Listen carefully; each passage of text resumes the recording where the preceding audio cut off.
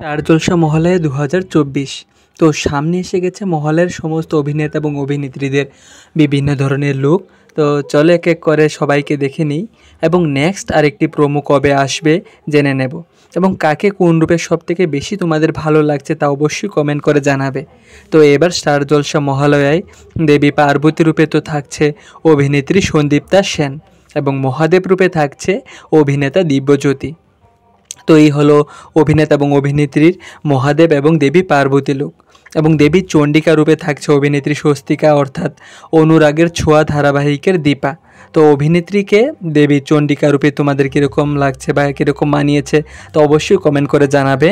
এবং তারপর দেবী ত্রিপুরা সুন্দরী রূপে অভিনেত্রী হিয়া মুখার্জি অর্থাৎ তোমাদের প্রিয় গীতাকে কীরকম লাগছে তাও অবশ্যই কমেন্ট করে জানাবে। এ হলো দেবী ত্রিপুরা সুন্দরী রূপে অভিনেত্রী হিয়া মুখার্জি। তারপর নেক্সট দেবী কৌশিকী রূপে অভিনেত্রী মধুমিতা। তো অভিনেত্রী মধুমিতাকে দেবী রূপে তোমাদের কীরকম লাগছে তাও জানাবে। তারপর দেবী মহামায়া রূপে অভিনেত্রী সোনামণি সাহা থাকছে। তারপর দেবী জগদ্ধাত্রী বিভিন্ন রূপে এই হলো অভিনেত্রী সুস্মিতা দে অর্থাৎ কথা ধারাবাহিকের কথা।